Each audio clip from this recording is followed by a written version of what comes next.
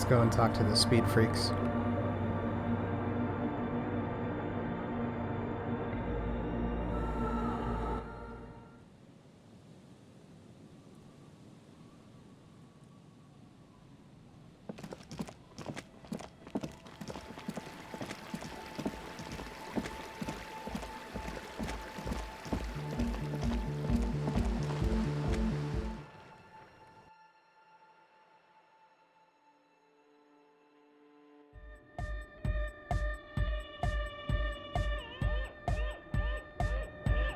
Hi again. So, how are things going? I'm here to talk about the church again. Yes? What's the deal? I'm making progress in the church, but it's slow going. There's a hitch in Suna's research. What kind of a hitch? She's trying to catch an anomaly using a special microphone setup, but she can't hear the audio coming through her headphones. An audio shortfall, you say? Guess what? We got speakers with massive low end. There's a good chance it can do it. They've got one speaker. One. Uno. I think we have found a solution. We've got some serious range on this baby. It'll blast her shoes off. Believe me. Goodbye, officer.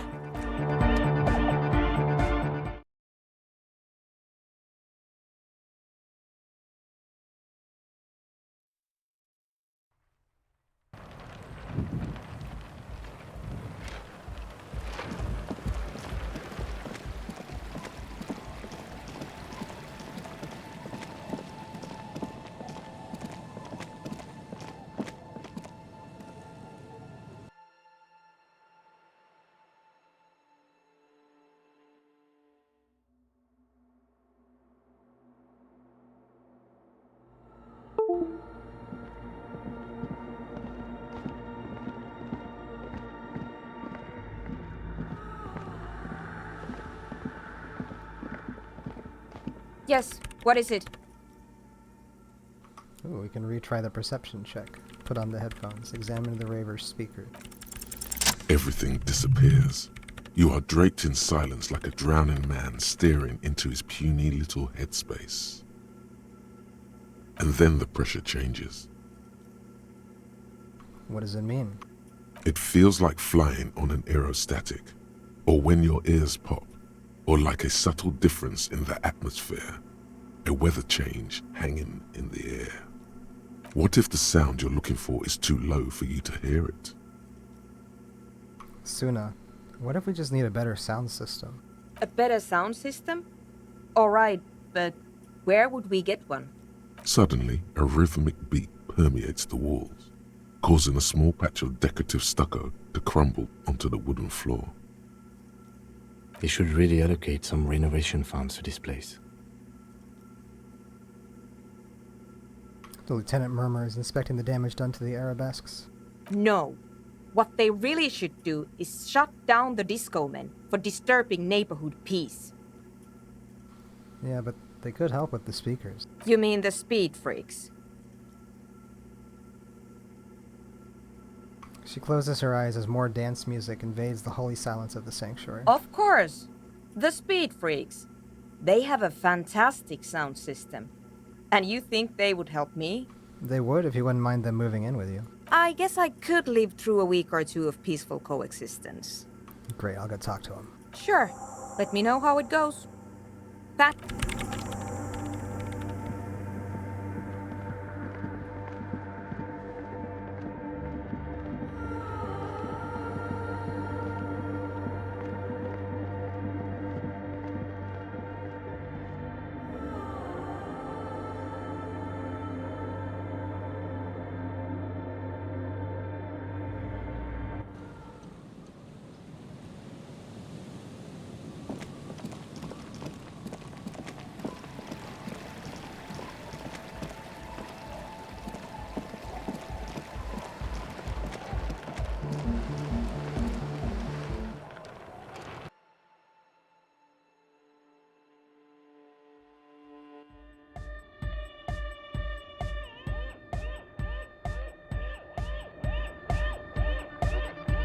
Hi again. So, how are things going? Yes? What's the deal? Good news, I managed to convince Suna. She's okay with you guys moving in, but on one condition. She needs your speakers for her project. We are grateful, Copman. You're an augury of a new era of anodic dance music. Speed Freak smiles, happier than he's ever been before. You're gonna have to share the space for a couple weeks until she gets her research finished. That's fine. We can manage. He grins, excited. And you're still sure about keeping our little side business, right? Oh, you mean the illegal drug lab? Yeah, there'll be no shady shenanigans in the church. Only love and anodic dance music. Fine. We can make do. It's going to take us a bit to move our stuff inside. A couple of hours, maybe. Come check back later. Let's get moving.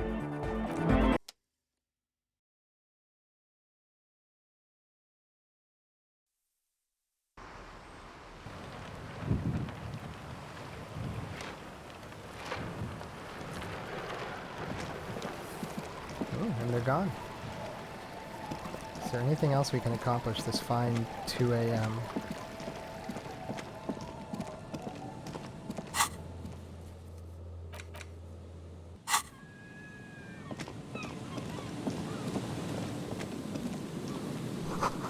A dead phone, a smashed receiver, like someone hung up too hard. Someone must have worked hard to smash the plastic dome. A metal payphone under a yellow plastic dome. You could use it to call someone, unless you're out of change. Pick up the headset. You hear the tone. The machine is inoperable. Put 10 cents in and dial a random number. 005 24 03 155. Calling. Still calling. This feels wrong. Should you be doing this? End of tone. Someone picks up. Pierre? Is that you, Pierre? The voice is female and sounds about 100 years old. I might be. What's Pierre like? So nice of you to find the time to call me. It gets so lonely. Even the animals have died. It gets lonely even when you're with people. Are you sure you're Pierre? Your voice, it's different. There. Chrysanthemum. Her voice is drowned in white noise. Sounds like waves washing a beach, growing in volume until the call suddenly disconnects. You get a sinking feeling. It makes you look if Lieutenant Kitsuragi overheard you. To your relief, he did not. Put in 10 cents and dial a random number. 005 51 17 912. Calling.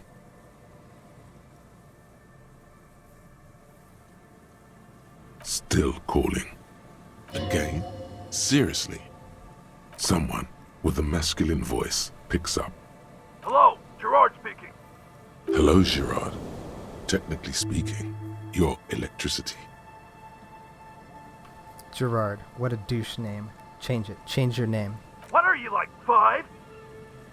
A woman's voice shouts something in the background, and when Gerard speaks again, his voice is hushed. Thanks for calling, asshole.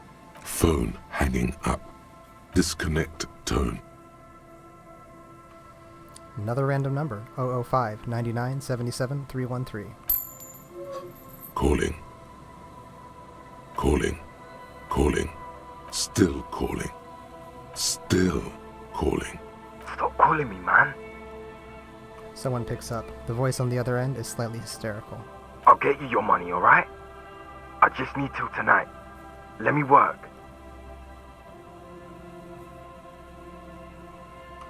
You seem to be in some sort of trouble. Maybe I can help you. I'm a police officer. The phone gets hanged up fast as lightning. All you hear is a little shuffle of nylon as the hand moves on the other end. Disconnect tone. A single lets you know that the lieutenant is ready to move on now. 005 11 11 313. Calling. I'm tired. A man answers, fast this time. His voice is hoarse from cigarettes. You hear typing in the background. Sounds like he hasn't talked to anyone in quite a while. What are you tired of? Writing. I hate writing so much. But I have to get back to it. The man disappears with a sigh. You do not hear the customary disconnect tone, just silence in the handset. The machine is still waiting for you to dial a number. Seems like it did not have time to swallow the coin. This sometimes happens. Lucky you, the call went too fast for the payphone to register. You can still make a new one without paying. Dial a random number with your eyes closed. You close your eyes and put your index finger on the rotary dial, then pull down on the number, then move one up, and repeat the motion twice. Strange. This is not how you started before. Wait, what did I just do? You dialed 001. This is not the area code of Revachol. It is another destination on another Isola, some far-off nation-state. 005 is Revachol, ZOC. 001 is Grad, on the Gradian Isola, where the telephone was invented. The next two digits you dial are the area code for the city of Mirova. 414447. The rotary dial feels cold from the sea air. 1117361. Your fingers keep moving like a spider. Every time the ring rotates back with a little ring of metal, like a bell tolling. There's more. Yes. 451-67451. You are going deeper now, into some unknown place, far away from this island of matter and its telecommunication networks. Finish it. 451. You have dialed God knows how many numbers. The headset has been waiting silently to relay a signal. Surely nothing can come of this, you think. But it does. A connection. An ultra-long distance call. Your air fills with a crackle, the wash of a strange ocean full of white noise. A little bird starts ringing in there, not like the local calling tone before. No, a small ring in a cage of distortion, far away. A distant network of phones. Calling. Calling in the night. The saddest sound in the world. Calling still. The handset starts slipping from your sweaty palm. Your breathing is heavy. Let it call more. Calling. Calling. Calling. Calling. Calling still. Then the ocean breaks. Out of the depths, a woman's voice emerges. Small. The dearest thing you've ever heard. Hello? She sounds sleepy.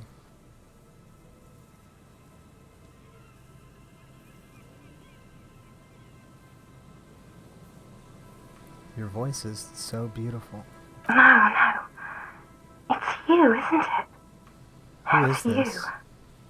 Dora. Who is this? The connection is bad. She's still confused. Dora. The name feels like a gift. A gift that was meant for you, to make it possible to live and fight.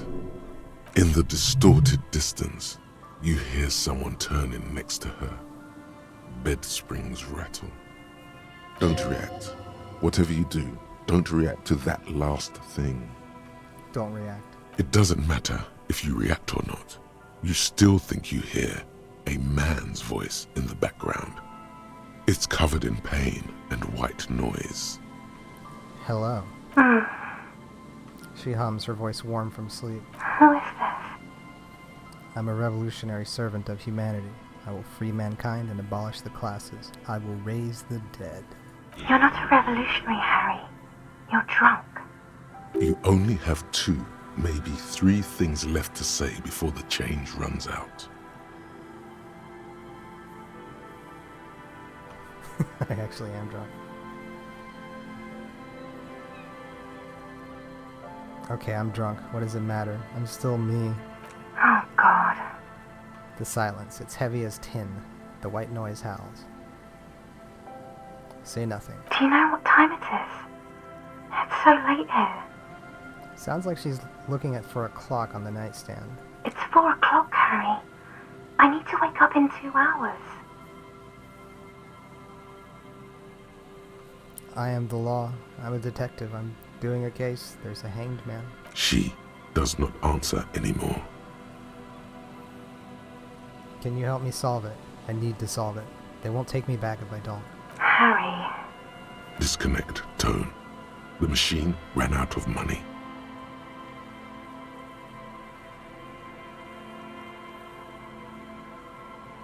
Put in 10 cents and dial the long number again. You dial the number again. 26 pulls of the rotary dial. The machine eats the coin, and a terrifying ocean of distance rustles in your ear. In the middle of it, a familiar ring. Small, distorted. Calling, calling. Put it down. Let it call. Calling, calling, calling, calling, calling. It looks like she does not want to pick it up, Harry. Stop scaring her. Just let it ring. Calling, calling. Harry, please. A sad voice answers, dressed in distortion. Underneath it, she is naked and warm under a blanket. I need to know who you are. Who are you? Please. I'm going to hang up now, okay? Phone hanging up. Disconnect tone. You dial the number again, as you've done many times. You remember it well now. 001 41 44 47 11 17 361 451 67 451 451. Calling, calling, calling, calling, calling, calling, and calling for who knows how long, but no one answers. You need to insert more money to call again. You want my money?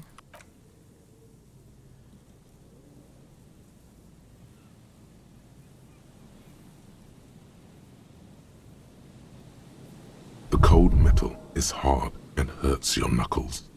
You look at them, turning purple. You want more money now, huh? You want more fucking money.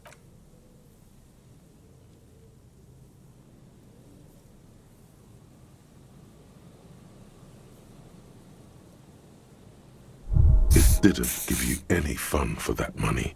Your hand is turning blue now. Blood drips to the ground.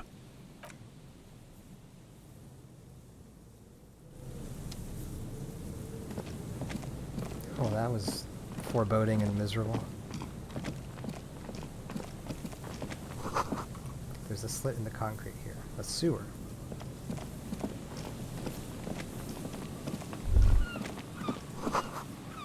That's a Nolan Vintage, an unsuccessful model.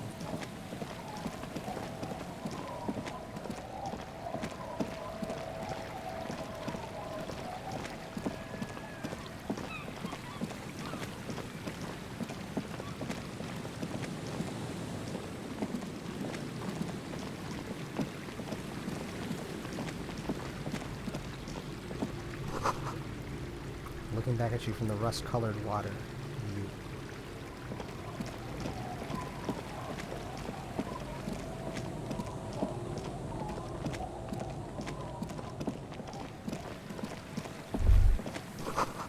The water runs from the west. The source is upstream. A broken pipe.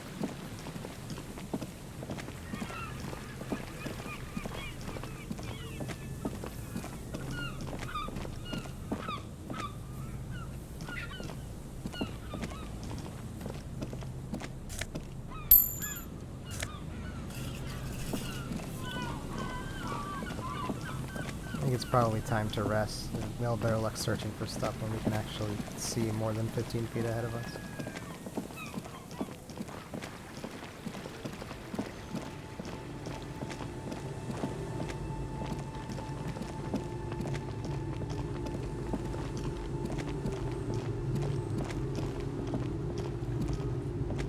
It's getting cold, this late in the night. Time to call it a day. Good night, Kim. Good night, officer. We'll meet in front of the shack in the morning.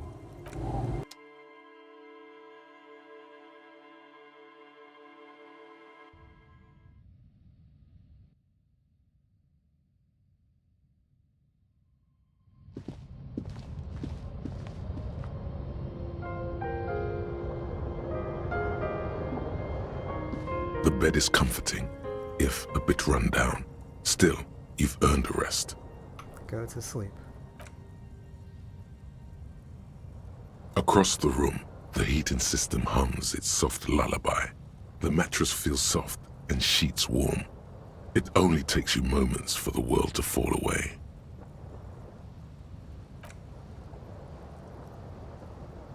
Thoughts, baby. A million little lights in the dark. You're one fine instrument, brother. All those faces and all those names. All that laughter and screaming and scheming around.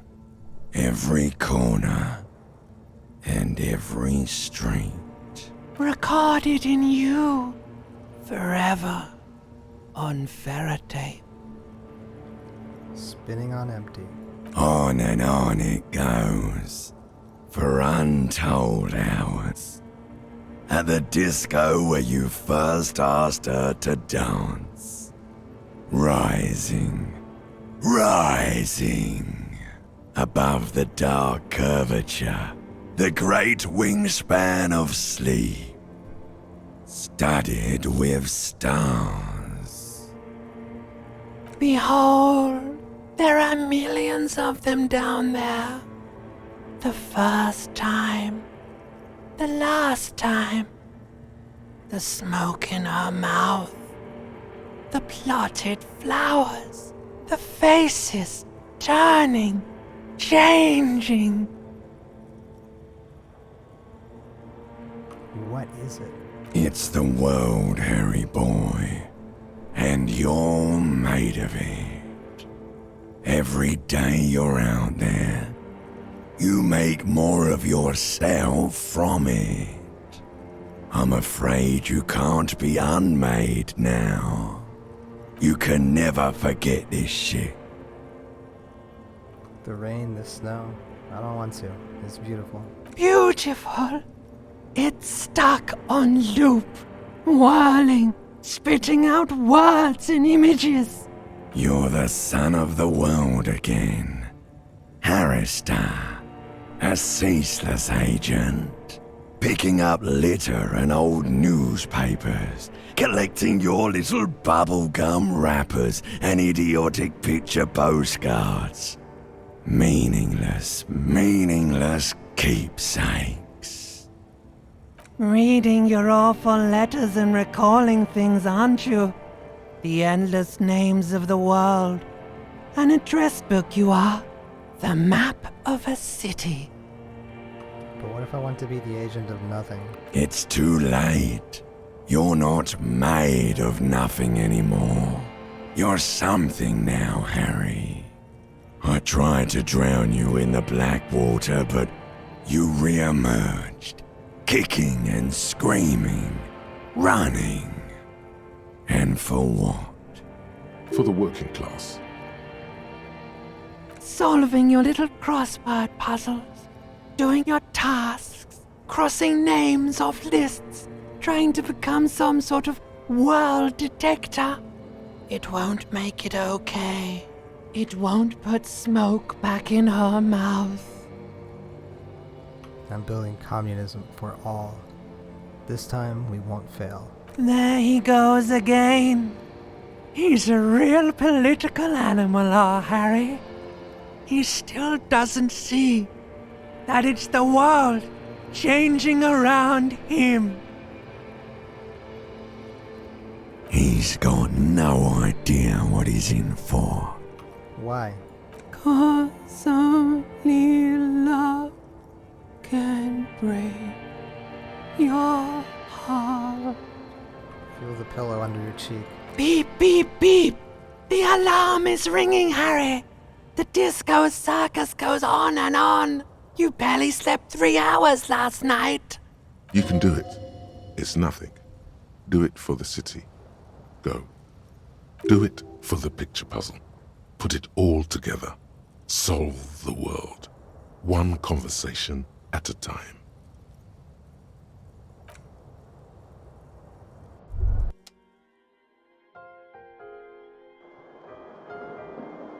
That was an interesting dream.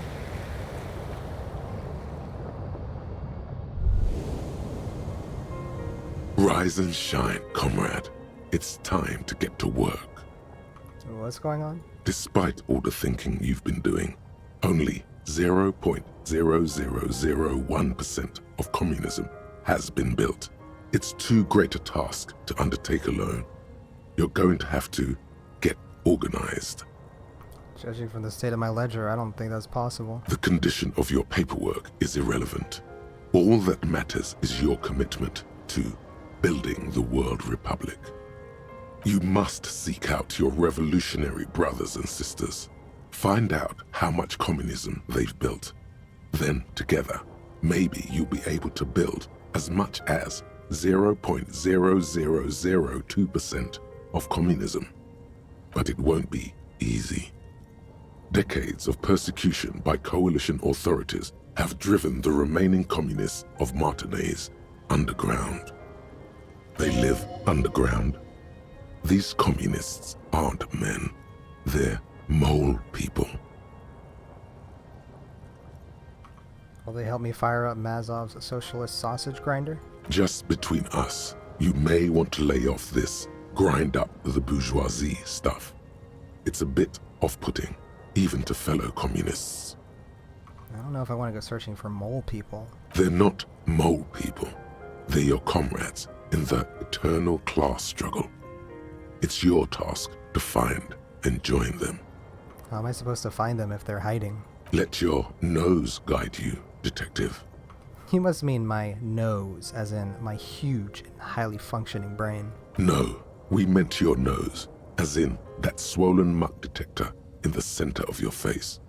It just happens to be perfectly calibrated for sensing communists. We really have no idea what they're talking about. There's no linkage between ideology and olfaction. Well, what does communism smell like? Failure. There's so much failure in my life already, I don't know if I can take any more. That's why you're perfect for the job. No one's got a better nose for failure than you, Harry. What you're smelling is your own body odor, of course. Nothing a shower and change of clothes couldn't fix. People sometimes complain there are no real communists left in Martinaise. But you can smell their presence. They're out there, waiting for you to join them.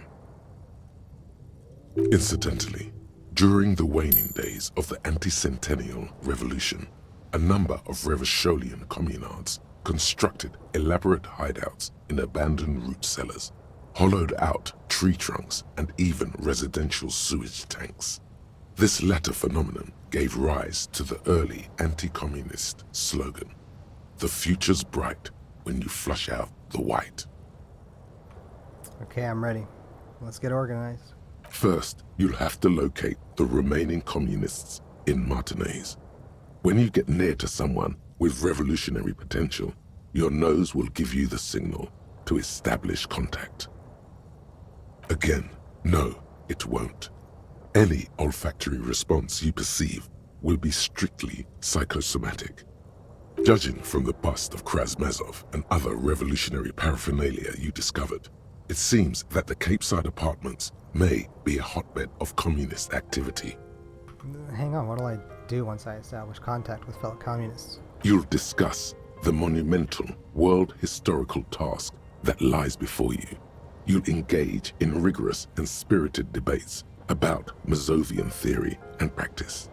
But mostly, you'll probably complain about other communists. Isn't that last part kind of counterproductive? Not at all. Complaining about other communists is one of the most important parts of being a communist. Alright, let's get to it. Here we go. Wake, brave worker. 'Tis no time for bed. Fight till there's no slaves below and no masters overhead.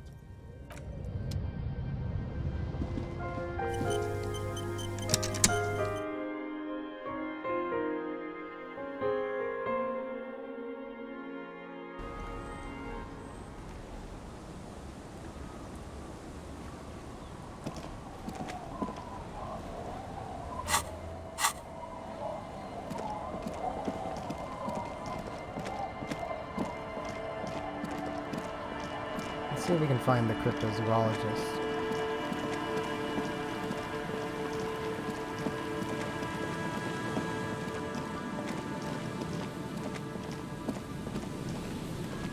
Probably don't need to be making that phone call again. The light vanishes inside the concrete slit.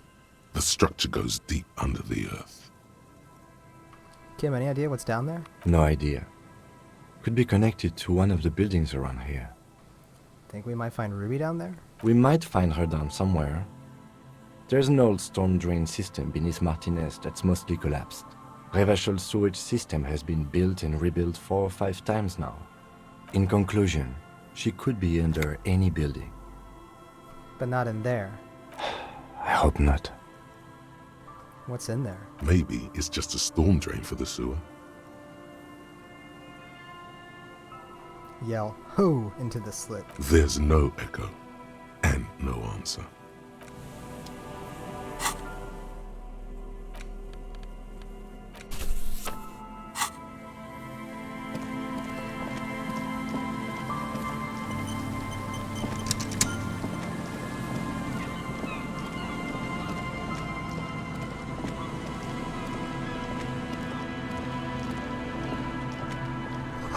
Tiny cages, carefully constructed.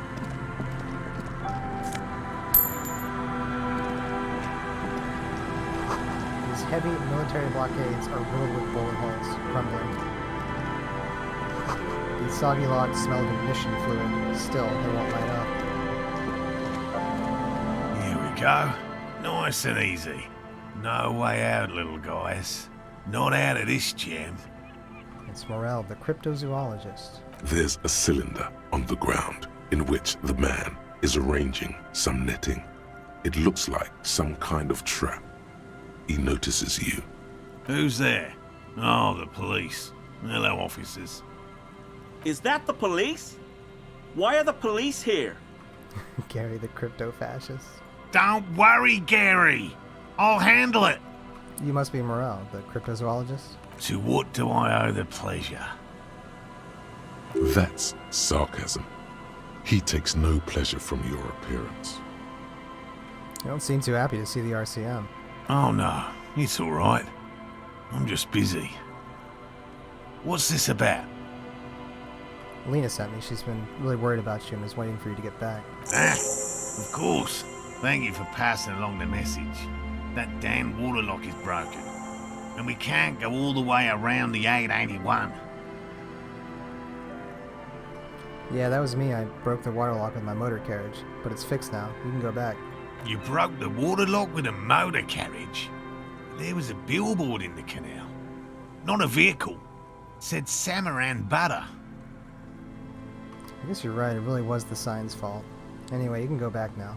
Did he say we can go back now? Yes, Gary. We can go soon. If you see Lena, tell her I won't be long. Sir, your wife is waiting for you. I just have to do one more round. See if the phasmid has taken the bait. Then we go in. He refastens a bit of netting that has become loose in the wind. For all his passion, this man is diligent and patient. You could learn things from him. I'm looking for a suspect. Have you seen a woman with red hair who seemed to be on the run? I'm afraid not, officer. I've been busy digging around in the reeds for days, looking for signs of insect activity. I'm less interested in mammalian concerns, to be perfectly honest. The lieutenant takes a short note in his notebook, then gestures for you to proceed. Tell me about this phasmid you're looking for. Well, first of all, it's damn difficult to find, which is why we've been knee-deep in the reeds laying traps for it. What makes it so difficult to find? Good question. Being a phasmid of the order Phantasmodea, a ghost insect, it disguises itself as plant matter. In this case, the reeds. Awful lot of reeds around, aren't there? And I suspect it may have also developed other specialised techniques to protect itself from predators, or scientists in our present case. What sorts of specialized techniques is the phasmid using to hide itself? It's my hypothesis that it has evolved certain electrochemical defences that allow it to interfere with animal perception, impeding pattern recognition, confusing the visual cortex. But I cannot describe how these defences work, much less how they evolved, without studying a live specimen. Yes, it makes perfect sense. You're beginning to suspect there's something paranatural about this phasmid. A ghost insect, he said? These people are looking for a ghost. Ghost insect. So you're ghost hunters. No, that is precisely what we're not. We are zoological specialists, looking for an extant species of phasmid. How big is this phasmid? I'm expecting it to be quite giant. One known species of phasmid, called the Megaphasmodea zoensis, is about the size of a grown man's forearm. So, Seems puny, to be honest. Why are you so interested in the stick bug? It doesn't seem to be as colorful as some of the other cryptids that I've heard about. typical rookie assumption.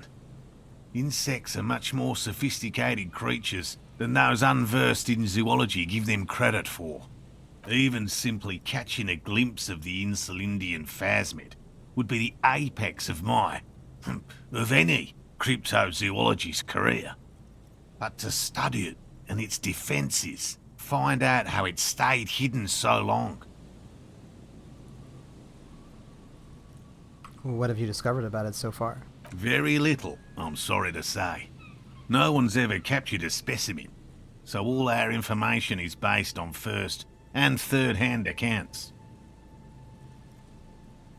So no one's ever found one? Not yet. That's what makes it a cryptid. Just out of curiosity, if there's no proof of its existence, how do you know it's real? I know it's real. The cryptozoologist says this brusquely enough that even he seems to be taken aback by it. It's clear that his obsession with the phasmid is driven by something more than the pure pursuit of scientific advancement.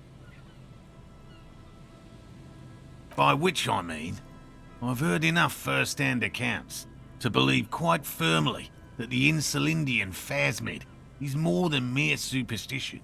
Lena said there's been a sighting of it here in Martinez. Yes, the most recent sighting was by a couple of teenagers along the coast here. That's what brought us to Martinez specifically. It's the first credible sighting in several decades. Admittedly, it's an unusual location for this species, but with all the sewage runoff upstream, it probably doesn't matter much anymore. Maybe the Insulindian phasmid has died out. I have to resist the thought. Such an extraordinary creature is doubtlessly highly resilient. After all, it's generally thought to be capable of parthenogenesis. He means asexual reproduction. The females of the species don't need to mate to produce viable eggs. This makes it easier for a species with a small population to survive. That's pretty clever. Yes, the Insulindian phasmid is a very clever insect. That's why it's so damn difficult to catch. But as a scientist, I'll try my best to remain dispassionate. Tell me more about these traps. Well, they may not look impressive, but Lena designed them quite cleverly, so I'm sure they'll do the trick. Lena designed the traps. Yes. He says this with some pride. How do they work? Simple. Attracted by the locusts, the phasmid crawls down the funnel and, having eaten its fill, can't get back out. At least, that's the intention. The net isn't a perfect solution, but we didn't want to use anything that might damage the specimens delicate exoskeleton. And what are you using as bait? Locusts. Nearly all known phasmids are herbivores, of course. But we've hypothesized that the Insulindian phasmid might occasionally prey on other insects. Inside the traps, a number of locusts crawl and tumble over one another in a tiny, chittering swarm. A meat-eating stick insect? Does it pretend to be the reeds as part of its ambush behavior? This seems unlikely. Carnivorous stick insect. Seems unlikely. Thank you for your opinion. We have also included plant material in the traps to satiate your skepticism. What will you do if these traps don't work? They'll work, I assure you. The predatory hypothesis, using locusts as bait, accounts for the failure of previous efforts by other teams, which use plants. We have given this some thought. Let me ask you about something else. Yes. What? Lena seems pretty eager for you to return. And I'm eager to return to her, I assure you. But I can't leave before we finish with these traps. My wife understands that just as well as anyone. He looks south, where Lana would be. Come on, Morel. We've been soaking out here for days. It's time to go back. And leave the traps? Absolutely not. I won't let Lena down. Come on, she wants us back. I'm soaked up to my nuts over here. We'll both catch reed crabs if we don't dry out soon. Won't let Lena down? Sounds like the cryptozoologist's wife shares a special connection to the phasmid somehow. I didn't know the phasmid was so important to Lena. Of course it's important to her. She's seen it. A verified sighting, on record. One of only 4 this century, and it's hers. Really? She's sighted the phasmid. She didn't tell me that. Yes. That's how we first came to know one another, in fact. But that's her story to tell, not mine. Needless to say, you must ask her about the mysterious phasmid. Suffice to say, it's long been our dream to find proof of the Insulindian phasmid together. I can't abandon course now.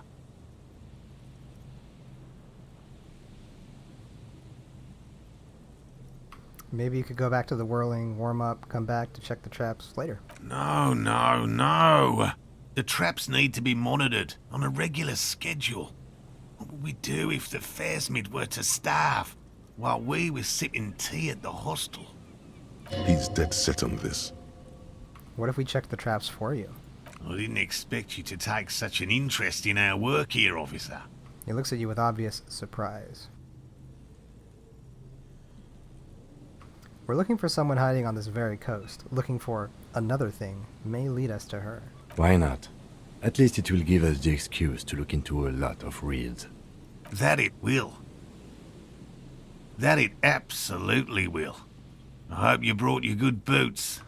Where are these traps? There are 4 in total. One is to the south, on this little peninsula, by the boathouses there. It's very near. Another we set in Land's End, to the northeast.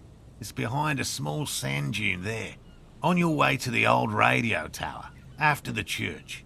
The third is set near the canal, where you crossed, by a concrete slab. A big thicket of reeds going up the slope, and among them... He gestures to the trap in front of him. You should check at least one of those before returning to this one, since I just said it. This one's more of a technicality, but still, better safe and stupid than sorry. What do I do if there's a phasmid in one of the traps? Bring it to me at once. Just make sure the trap is closed tight. He's not comfortable with the possibility that you'll claim the find, but he's lying about this even to himself. And what if I encounter a phasmid in the wild? That's highly unlikely, officer. But in the event you do, I'll spray you with a pheromone mixture I developed. He takes out a small white spray can. It's made of musk and research chemicals. The pheromone should attract the insect to you, or at least prevent it from bolting at the sight of you. It's quite potent. Will last you about a week. Lay it on me. Thick. He douses you with the odd-smelling spray, a double helping as you present your other armpit, and then gives you a satisfied nod. I hope you're not buying this. He dispenses it without letting you touch the canister, so it would be precious like holy water.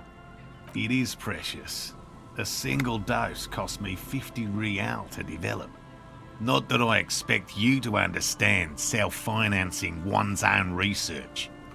He looks at the lieutenant with disdain, then puts the spray back in his pocket. I'm ready. Let's get to it. Right. Which means you two can pack up and go back to the whirling. Whatever he thinks about this detour, it's clear that these men are exhausted and in need of assistance. Finally, someone's talking sense. Thank you for your help. Gary and I will start breaking down camp. If you have any more questions, now's the time to ask. We'll be gone once you get to it. If it's more cryptid-related business you want to discuss, you'll have time for that later too. But what if the information is vital? On the hunt. How did you become a cryptozoologist? I've just always liked animals and puzzles. Searching for cryptids is a bit of both. Well, why not just be a zoologist? Real animals are puzzling too. Real? I know you think one is a respectable profession, while the other is superstition. Everyone does. Honestly, being a cryptozoologist trumps most of the garbage I've seen people do. My methods do not differ from other scientists. I simply draw upon a wider variety of evidence. And I have more hope that something truly surprising might happen. And has anything truly surprising ever happened to you? No, as I said, I have yet to catch a cryptid, although I have come close. Close enough to keep trying. What kinds of evidence do you use? Everything from forgotten regional lore to newspaper accounts, like the one that brought us here, to look for the Phasmid. I keep a very open mind. He's interested in things that people believe that scientists don't. You think other scientists don't listen to ordinary people enough? Most establishment scientists only care about reputation and remuneration, not real research, and certainly not the truth. They're a cowardly lot, and both the field and basement archives can be dangerous places. So you've never discovered a cryptid? No. Very few cryptids are ever discovered, and not for a lack of trying. To stay hidden is a cryptid's primary quality. It's even in the name, cryptid. So how many cryptids have been found? Of the list of cryptids kept by the Cryptozoological Society of Chemney, which is 4,082 items long, about 2,000 have been confirmed as hoaxes. 2 are categorized as confirmed discoveries. The rest are in differing stages of discovery, refutation, and data collection. Only 2 have been proven to be real. Yes, the Chateau Quan forest pygmy, who turned out to be an extinct species of primate, and a cave salamander from Yugograd, who is, honestly, quite unremarkable. It's in a zoo somewhere. We cryptozoologists are brutally honest with ourselves, more so even than the public. With cryptids, most cryptids are hoaxes or they are never found. That does not mean we should stop searching. Then the Insulindian Phasmid will be the 3rd. Indeed. If our expedition is successful, every paper in the world will report on it. From Revachol to Dushantu. It will be a zoological miracle. He has clearly done his math on this. There is no surprising him or swaying his opinion. Thanks for explaining that. Yes? I'll get going. You can always ask him about other cryptids later.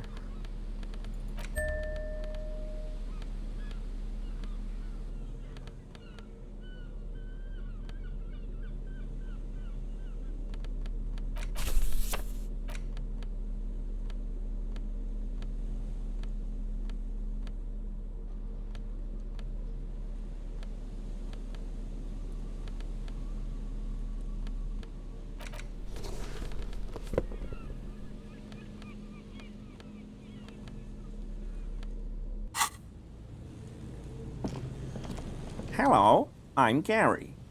Very generous of you to help us out, officer. Yellow man.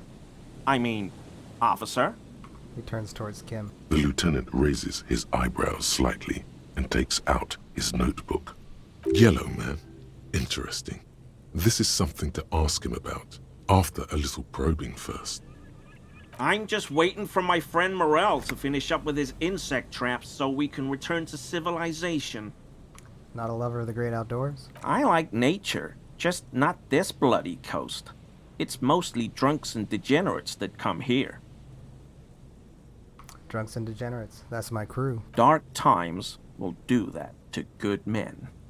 He nods gravely, then shifts his gaze to the pile of soggy logs at his feet. Serious question time. This man is no innocent. No one is. Is this your mug? Hold up the yellow man mug that we fished out of the trash. My mug? Why would you think that? It seemed as if you were calling to it longingly when you cried, "Yellow man." Oh, no, that's not... Why would I be calling to a broken mug? Still seems suspicious. Did I mention the mug was found at the scene of a lynching? Okay, I admit it. I threw the mug away in the trash container behind the hostel. I know I shouldn't have, and I am very sorry, officer. You're not going to find me, are you? Nah, Gary, I just want information. Whew. Thank you. You won't regret this. I won't use another man's property to dump my garbage ever again. I don't know what got into me, really. Work has been stressful lately. Damn Koiko's price dumping us out of competition. What did you do, Gary? Nothing. Just answering some questions. Helping out the law. How did you get into the trash container? I know a guy who works with the trash collection services. CS Municipal. He gave me a master key for the trash containers of Martinez. Why would you need to get into everyone's trash? So I can use the Whirling's trash compactor to store my own stuff. Garbage disposal is expensive as hell. The damn Bohemians run it like a mob. He says this, bowing shamefully like a fallen knight. I'm sorry, okay? I thought I could cut costs. I shouldn't have. I shouldn't have disgraced myself. Disgraced? No need for the histrionic, sir. It was, after all, just a trash container. The lieutenant raises his eyebrows as he looks up. He studies his reaction. Gary doesn't answer. Gary, did you put the clothes of a murder victim, the man who was hanged behind the whirling in rags, into that trash container? Officer, please. Let me explain. It's not like that. He says, raising both hands. Do. I was only cleaning up.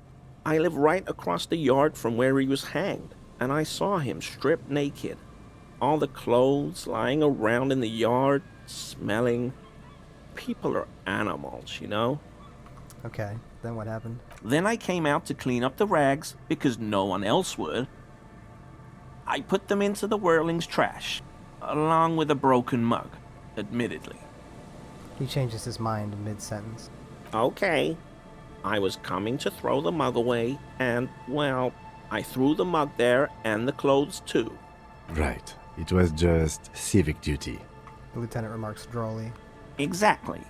That's exactly what it was. Civic duty. As he shifts uncomfortably, a series of clicks, like the clinking of glass beads against one another as they roll across a hardwood floor. You've heard this sound before, but where? What's that strange sound? What sound?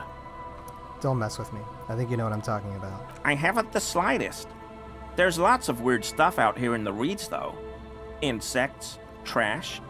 Could be the wind shifting some garbage nearby. The sound you heard was not the sound of something easily abandoned.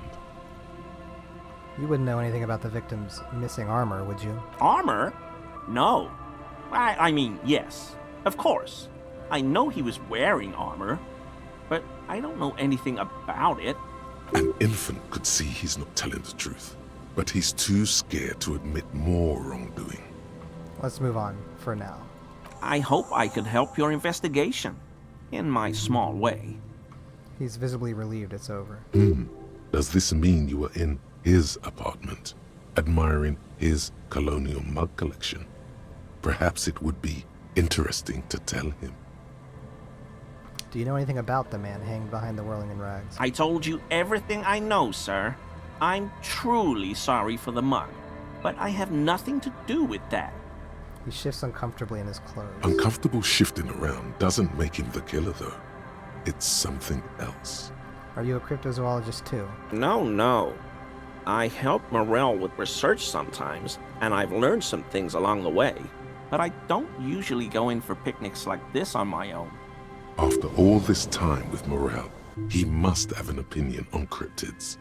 This could lead to a good one. I'm into cryptids. Do you have a favorite? Oh, yes, the burning rhino. Morel doubts he's real, but I don't much care, because I won't be the one looking for him out in Safra Serai. What's a burning rhino? A rhinoceros that looks ordinary during the day, but burns brightly by night. Well, at least the males do.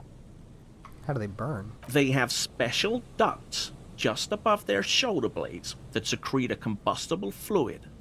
When the rhino is just beginning to light itself, it looks as though it has wings of fire. But how is this combustible fluid lit?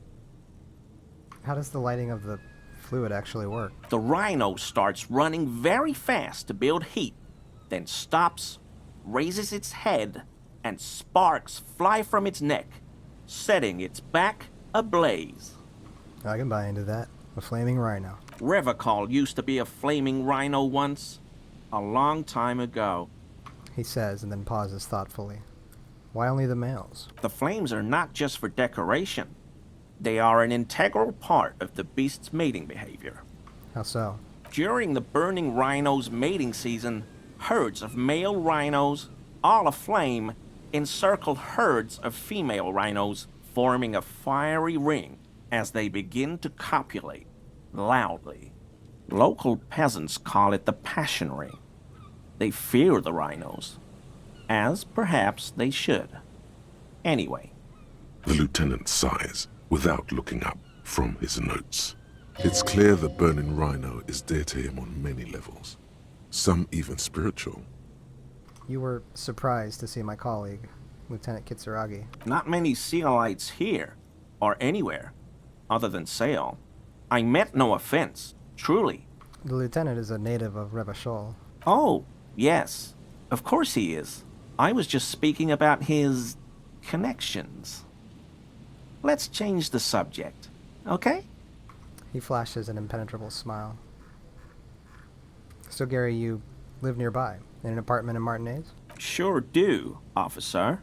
His eyes narrow slightly. He's wondering where this is going. Mr. Clare must be very angry with you. Mr. Everard? The color drains from his face.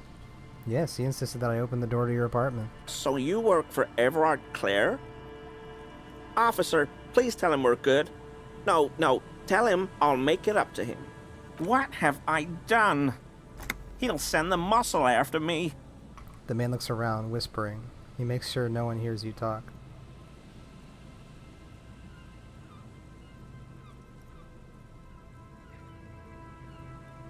Yeah, I don't know what it was, but he doesn't like you. I was probably talking too loud in the whirling the other night. About some theories. Stupid. Shouldn't have run my mouth loud like that. I won't do it again. If there's anything I can do to assist you, or the Union, just ask, okay? I'll try to help if I can. This scared him proper. He's positively melting from fear. Has to prop himself up with a lot of anger to keep it together. The weather vane has turned. He cannot be unturned. The lieutenant remarks with a smirk. He clearly liked his squirming. He may even have changed his mind about the whole door-opening operation. Thank you for your cooperation. Let's juice our composer a bit here. Was it composure? I think it was.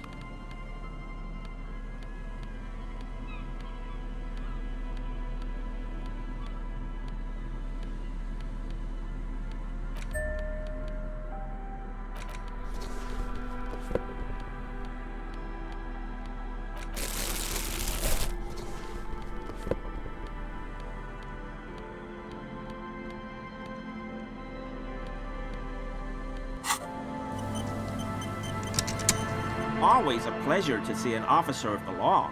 I mean, officers. Composure heroic. Why is he shifting around like that? Analyze Gary's composure. That shirt looks very uncomfortable on him. Look at the buttons, barely keeping that thing together, as if something is ready to rip out from underneath. Something worn underneath it. Yes, like a piece of ceramic armor, for example. One that makes a clicking sound when the plates meet each other, resembling pearls or marbles, stolen from the corpse in the yard near where he lives. I see you're a connoisseur of high-quality combat gear. I knew you'd figure it out, officer. I'm sorry I didn't tell you at once. He unbuttons the shirt. I was ashamed of what I did. And I didn't want you to know. You see gleaming white ceramic shine underneath. A thin layer of interlocking plates covers his gaunt torso. We're not detecting falsehood, sire.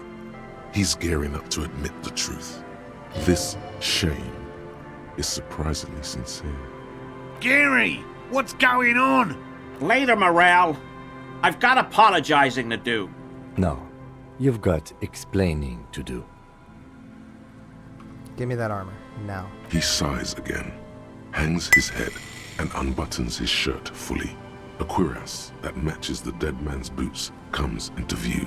Soon it is in your hands, smelling of his sweat. Why did you really put those clothes in the trash? Everyone was picking those pieces off him, and I was watching them do it. And they scattered his clothes all over the yard. Everything was smelling. He looks at his feet. So I went there to take out the trash and started cleaning up. All those rags on the ground, him swinging up there, and I had a lapse of honor, sir. I thought, he's a foreigner. They all say he wasn't from here. Only the cuirass was left, so I stripped it off him. It was early in the morning. No one saw me. I took it with me. It was a mistake. Had I known it'd give you guys trouble, I wouldn't have... Fuck. His lips start quivering. It's okay. It was a loose end, and you are tying it up now. The lieutenant jots something down in his notebook. I'm so fucking sorry I called you Yellow Man. Sealite officers commanded the suzerain's navy. Most of them sided with the king when... He shakes his head. They were thoroughly conservative men, he realizes suddenly. It's difficult to say what the lieutenant thinks of this historic apology. His face does not belie emotions. Why did you lie to me, Gary? Because I was weak. I should have told you the moment I saw you, but... The hell, Gary?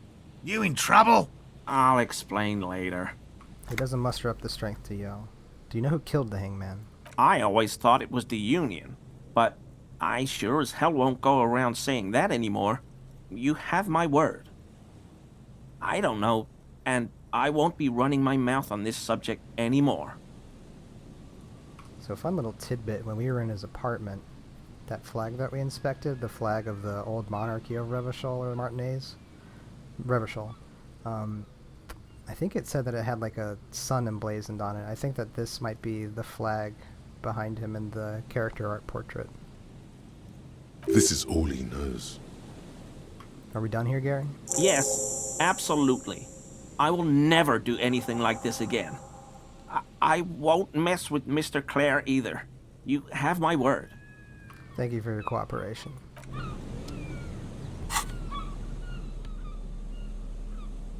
+1 pain threshold and volition, -1 empathy. Very cool.